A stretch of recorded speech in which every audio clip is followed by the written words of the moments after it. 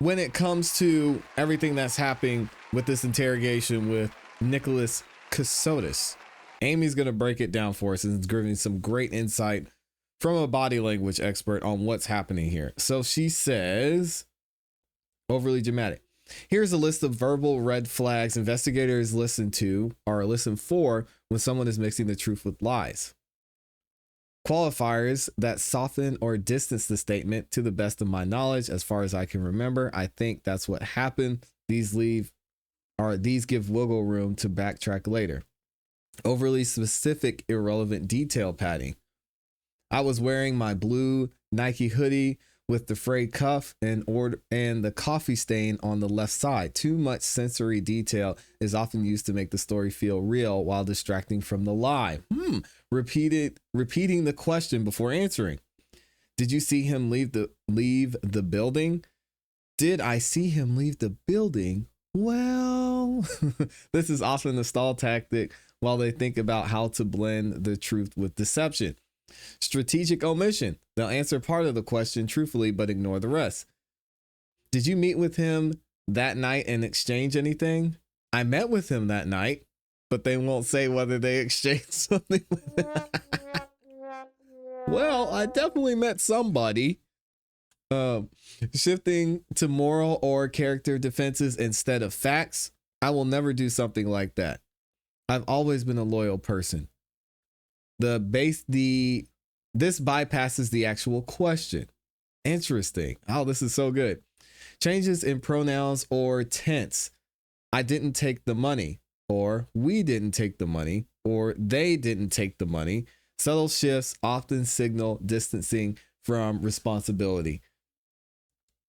Unnecessary reassertion of truthfulness. I swear to God. We heard Nick say that. Honestly, to tell you the truth, liars often overemphasize honesty. Timing mismatches between words and gesturing, saying yes, but nodding after the word, or nodding no while saying yes. I absolutely am telling the truth. Oh, this is crazy. Truthful people's words and bodies usually sync naturally. Here are the nonverbal body language cues investigators watch for when someone is mixing the truth with lies. Micro expressions, extremely brief flashes of fear, contempt, or guilt before a neutral or confident expression appears. These last less than half a second and are involuntary. Sudden stillness. People expect liars to fidget, but in reality, they often go naturally still when telling a lie, almost as if freezing will make them seem calm. Barrier creation. Placing a purse, cup, or folded arms between themselves and the interviewer, even sliding a chair back subtly, can be distancing behavior. Grooming or self-soothing. Gestures, rubbing the hands, the back of the neck. We saw Nick scratching his neck, touching his face, stroking his hair. He was touching his hair on the side, fiddling with jewelry. These often appear during the deceptive parts of the story, not the truthful parts. Foot and leg behavior, feet pointed toward the exit, bouncing legs, or shifting weight during certain questions. Lower body cues are harder to consciously control than facial expressions. Eye behavior change, sudden increase or decrease in blinking rate. Breaking eye contact right after giving an answer. Truth tellers break it naturally while thinking, not after. Asymmetrical facial expressions. A smile that's only on one side, raised eyebrows that don't match the emotion being expressed. Paltering detection checklist. Verbal red flags, qualifiers. Softens, to the best of my knowledge, as far as I can remember, it's what happened. Overly specific. Yep. Irrelevant details, padding, adding unnecessary descriptions to make it feel more real. Repeating the question, stalling while planning how to mix the truth with deception. Shout out to Amy. Some wild stuff here. Let's see what Nick has to say about this knife. No, sir. That knife The Milwaukee came to knife? Pennsylvania. Yes. That knife did not come from Pennsylvania. Yes, it did, sir. I told you exactly where to find it. Have you looked at it? Yes, and it's not there. Just a carbon steel blade. It would be burned up in the car. Very clear. Under the thing. Under the thing. And there's one other place it could be. That knife's really irrelevant because that knife was only used in the end. It's not that it had anything to do with actually the murder or the killing at all. And that knife was after the fact. How would I know that? I have no idea, sir. I didn't know that. That comes from anything. a lot of 28 years of evidence. Like I said, your story's fine, but your story's not reality. Even to the point of the new wife. You know, when you apply for a marriage license. Yes, sir. Okay. Remember applying for that marriage license? Yes, sir. Remember the questions it asked? Yes, sir. Okay. What did you say on that marriage license? I said that I'd been married once. I said that he passed away in 2020. Okay. 2 things that Jim told me to put down.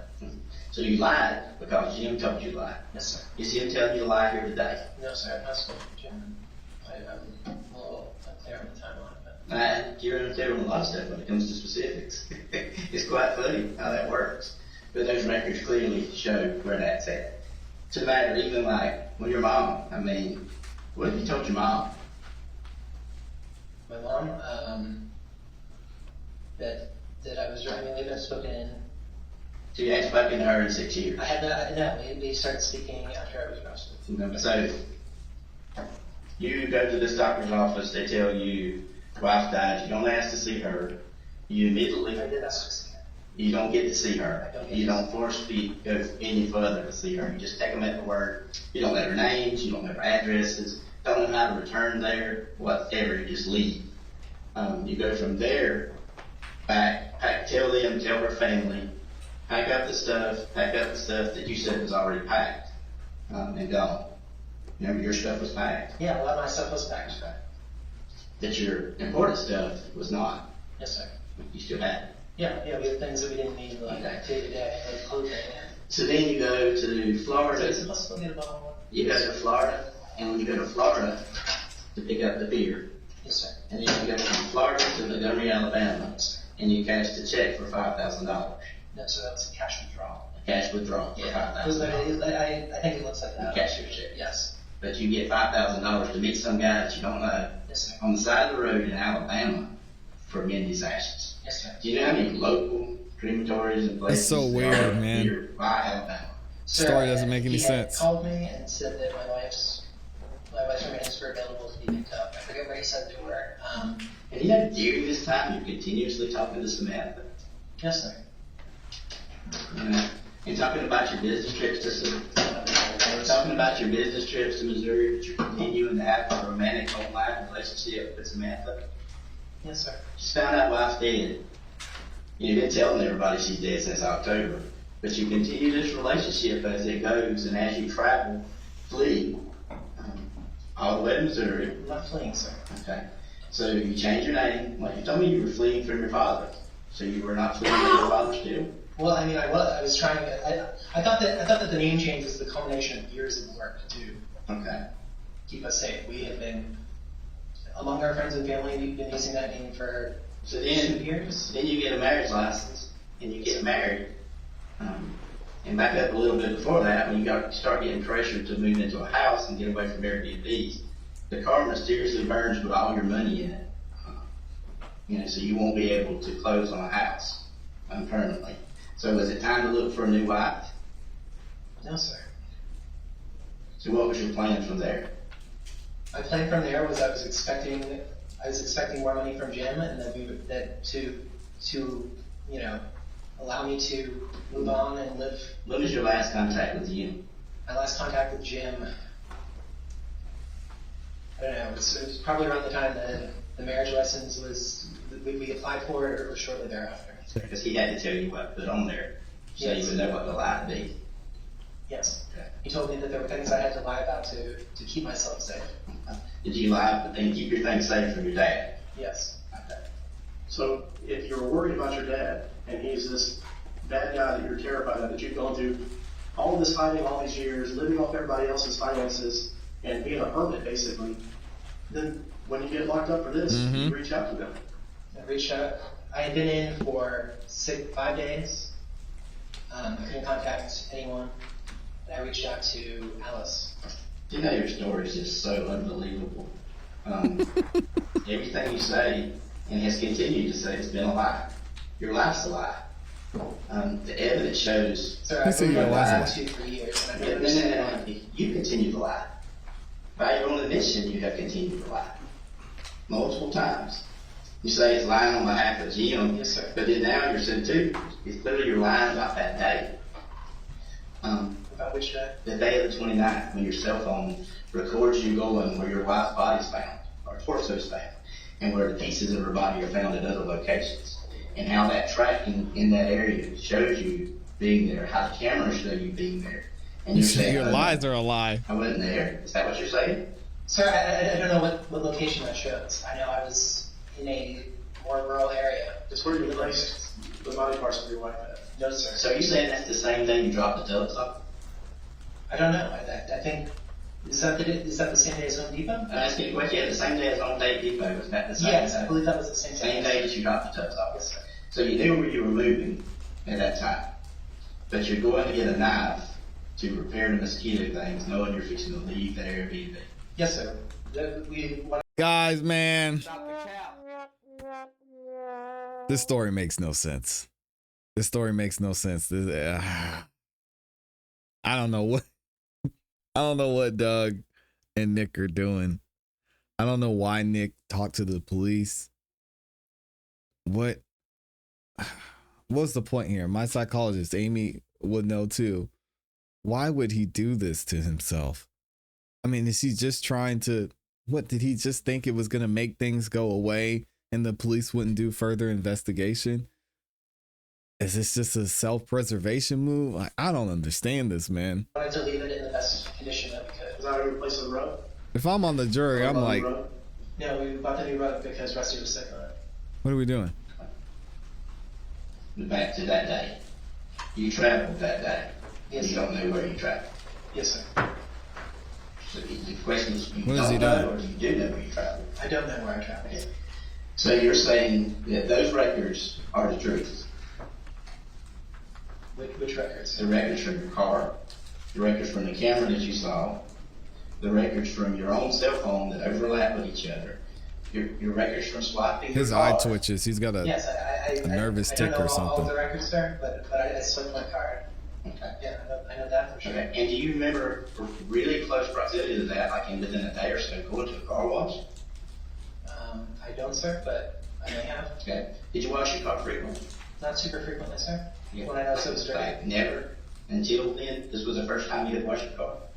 I don't know, sir. I haven't had the car for very long. What I'm saying is you never went through an automatic car wash but one time. No, sir. I've been through several automatic car You washes. just didn't swipe it for this particular car until that day. I may have paid days for later. cash, but I'm not sure. I guess the other times you paid with cash. I may have. I've honestly never thought that much about how I pay for anything. Most of the time you swipe. I think so. Yeah, I would say most of the time. Except for one occasion where you met this dude on the side of the road in Montgomery, Alabama, and you had to get $5,000. Yeah, I didn't have checks for that account. So you just randomly, at that point, meet with him, don't know who he is, where he was, where he's from. No, he contacted me and said that he had these remains. I was really upset. You know how like elaborately crazy that is? Just to meet somebody on the side of the road with remains. Yes, sir. I was really upset about it. That's never been heard of before. I was upset about that. I was upset about the fact that she had been cremated. I was told she had been cremated. We know you were upset, Nick. We know you were upset. We found her body in the condition we found it in. We know you were mad. Sir, I never hurt my wife. Yes, you did. I've never put a hand on a woman. I did not hurt Mindy. But you lie. And you lie a lot about a lot of things. And have continuously lied. Sir, I've been told to lie in certain situations to keep us safe. You've been an attorney before in your previous occupation with the Navy. For how long? I was an attorney in the Navy for roughly 10 years. So you can realize you prosecuted cases where soldiers have murdered their wives. No, sir. You never prosecuted anybody that? No, sir. Okay. Have you prosecuted anybody that murdered someone? No, sir. Okay. So never a murder prosecution. No, sir. But you have cases that show, and you understand preponderance of evidence and proof beyond reasonable doubt. Yes, sir. Okay. We've gone from preponderance of evidence to proof beyond reasonable doubt. Okay. You know where we're at with that point. Help me support that story. help me show that you didn't do it. Sir, I'm trying to tell you everything I remember about this. See, that's the problem I've gotten, because the 2 hours that we had in Lancaster, everything you told me I proved to be a lie. There's nothing truthful about that. You've continued to lie to friends, family members, people that you trusted, people that really went outward to help you. I wasn't really forceful with you that day. I didn't do anything that day but let you tell me the story. Yes, sir. I went back and verified that your entire story is a lie. So help me to this point to go and explain that you can continuously lie, but you want me to believe you didn't kill your wife. You've lied to me. You've lied to Cameron. You've lied to your family. Dang. You've lied to other people. You just reached back out to an old former employer of Mindy and lied to him. Why would you do that? Sir, I didn't lie to him. Sir. I mean, Or you said you didn't lie to me. Let's just start this way. so there are things that I think were not true. All I've done is sit in the cell and think about this. Okay. I don't believe a lot of what Jim told us for years. I'm not asking what Jim told you. That has nothing. I'm asking what you did and where you remember. And there's things you say you don't remember that I clearly know you remember. Like if you went to this doctor's office in a strip mall in Savannah where you were told your wife had died, you would really remember that. There would be no doubt.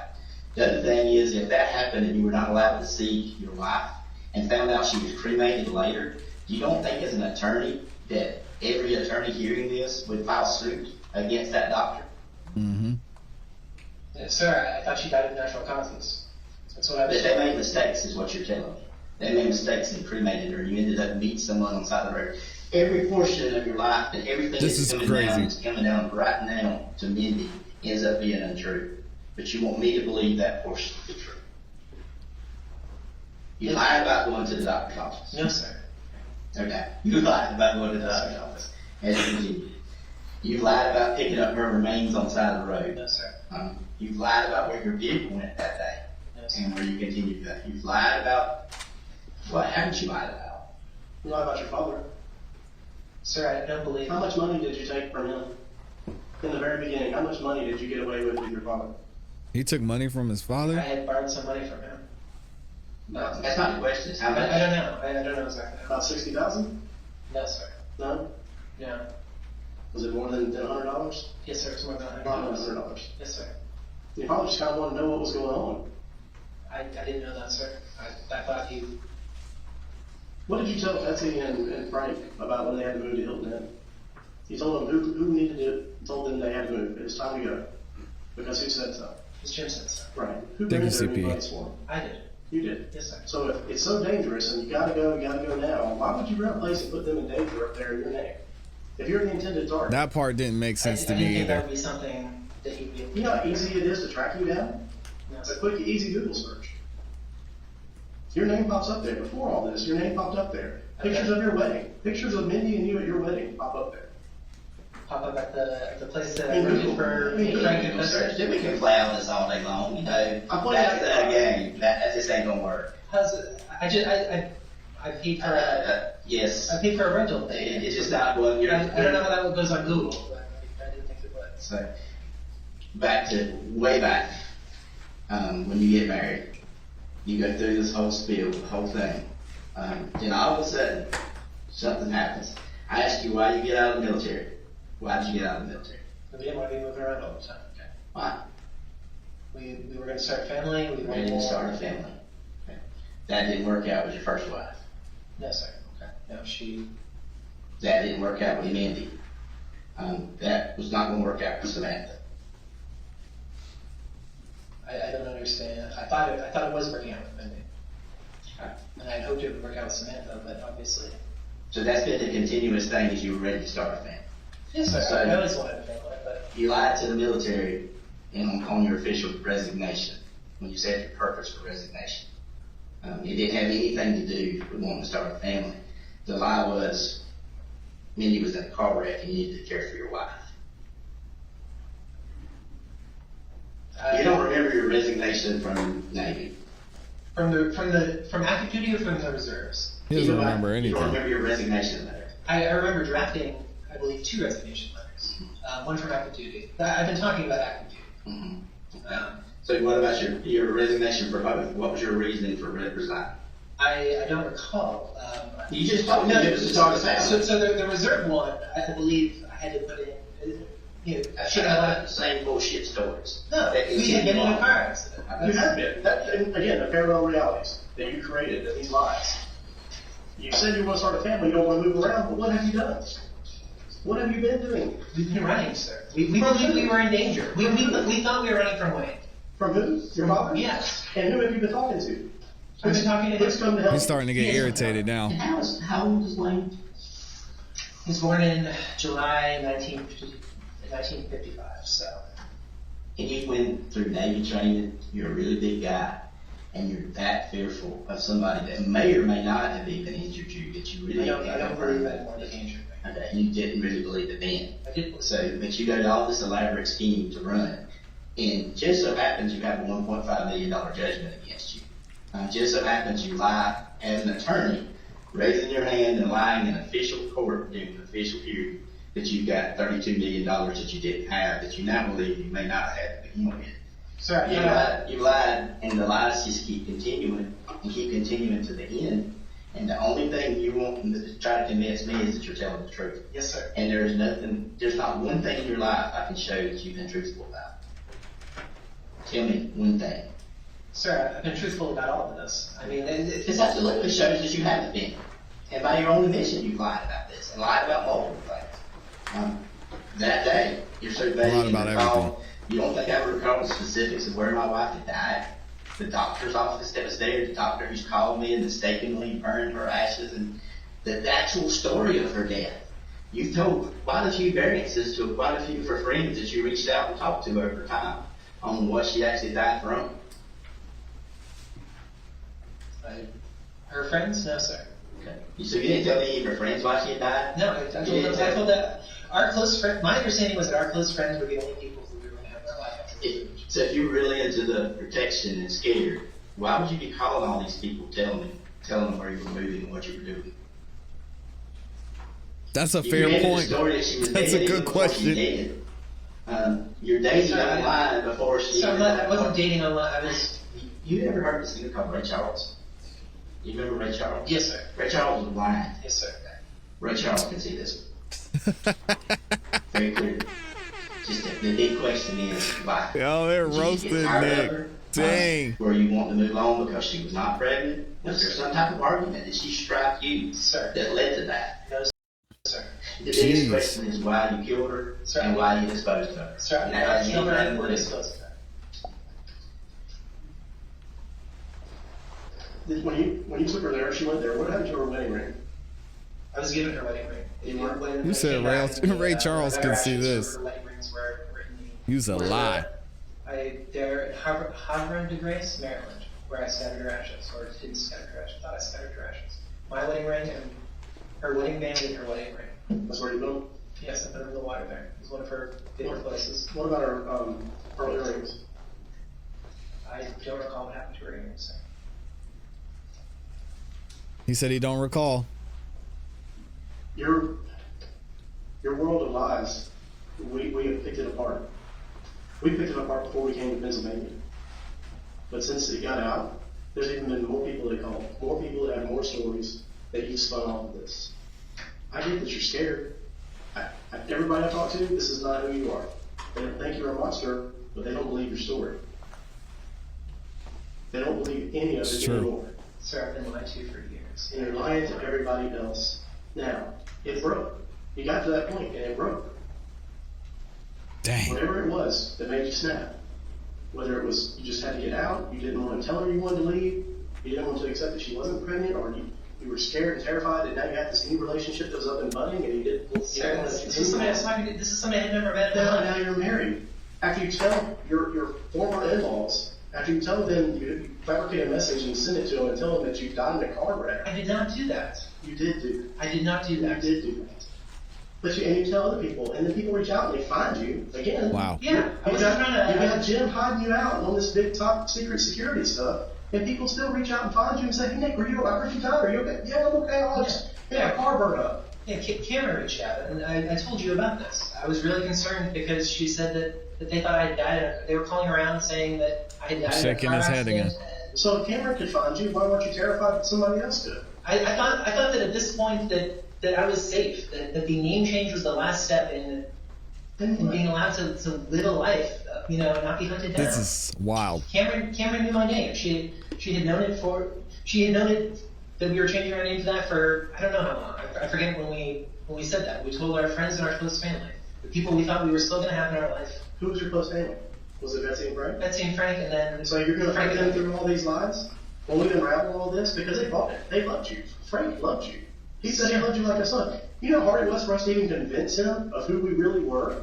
Because they bought into your lies. He knows that because he got an email man. that day. Yeah. I can prove that. what email? The email you got that we were talking to Betsy. The email that the FBI had talked to Betsy. The Proton email that you thought was encrypted wouldn't go back and we couldn't get. Now his card They're is on encrypted, fire. but we can still get them. For sure. It just takes more work. It's like layers. Sir, I don't know what You've you're been the talking security about. expert that you're talking about, and that you know that you've been in security and developed software and programs and AI, which is the capture that you don't even have anymore. You should know that we're capable of getting that kind of thing. Nick must So have been you involved knew in some we were crazy there, stuff, we were there man. talking to Betsy. No, sir. You knew that the FBI. Sir, I'm not sure what you're talking about. We're not going to get into that. You lied so much that there's no reason to show you everything. Just to let it continue on. I gave you a chance to tell the truth. You're clearly not going to tell the truth. You're Sir, going to I am continue on telling as the we're truth. going. So, same way, well, your last driver's license will be in Pennsylvania. Yes, sir. You're unemployed correctly. Yes, sir. And your spouse is Samantha. Koles. Oh, I can spell that. And what, you only put the same address as you? 590 Centerville Road, or what address? All right, so they're getting all this information, but they're not done with them yet. I got to read some more info from our resident body language expert. Amy is in here cooking, man. Shout out to Amy. What did she say? I'm trying to see where I left off last. Here we go.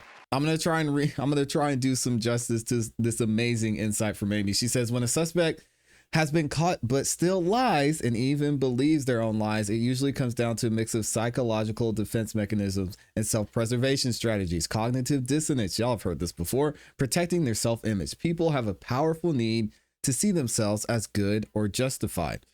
When reality clashes with the self-image, the mind rewrites the story to reduce guilt or shame. Over time, they start believing the revised version.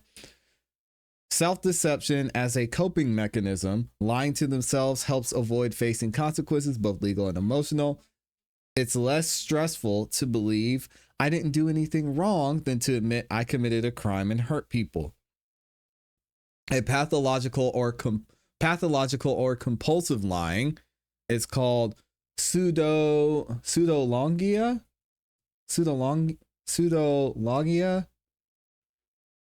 I don't know how to pronounce that.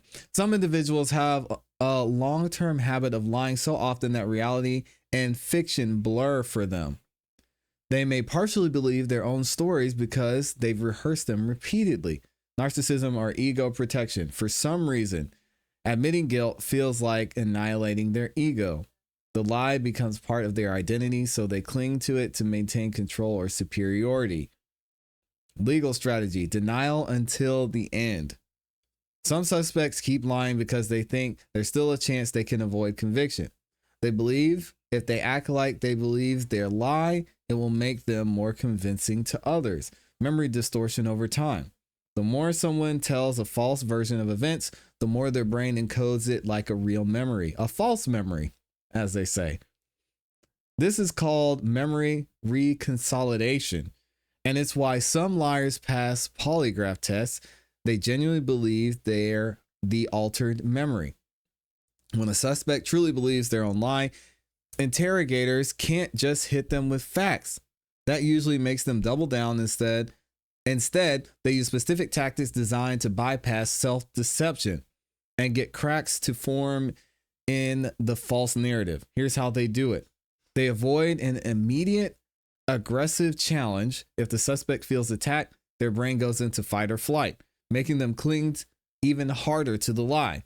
Instead, the interrogator builds rapport so the suspect lets their guard down and stops rehearsing their answers. Let them talk a lot. Let them talk a lot. Let them talk a lot of self-believed lies are harder to maintain when stretched out. By encouraging the suspect to go deep into the story, small contradictions and timeline errors start to appear. Investigators then loop back later to highlight those gaps. Present evidence later, not right away. Dropping evidence too soon can causes entrenchment, where the suspect digs and rationalizes the lie harder. Instead, they get the suspects comfortable, then introduce facts that force them to reconcile the contradiction. Frame the narrative. Instead of saying you're lying, they might say, I think you've been telling yourself the version for so long, it's hard to separate what actually happened from what you wish happened. This lets the suspect save face while stepping closer to the truth. Use incremental admissions. They ask small, low-risk questions that lead to partial truths. Once the suspect admits to something small, it's easier to open the door to bigger admissions. And lastly, we have psychological pressure points to break a self-believed lie. Time and fatigue. Long interviews broken into sessions wear down the mental energy needed to maintain a false narrative. Truth is easier to remember. Lies require constant reconsideration. Fatigue makes mistakes more likely. Emotional leverage. They identify what matters most to the suspects: family, reputation, self-image, faith, freedom, and fame, in a way that challenges their lies' alignment with that value. Shout out to Amy, our resident body language expert. Let me know what y'all think about this in the comments in the chat. We still got more of this interview to get to, and we're going to catch it here in the next video.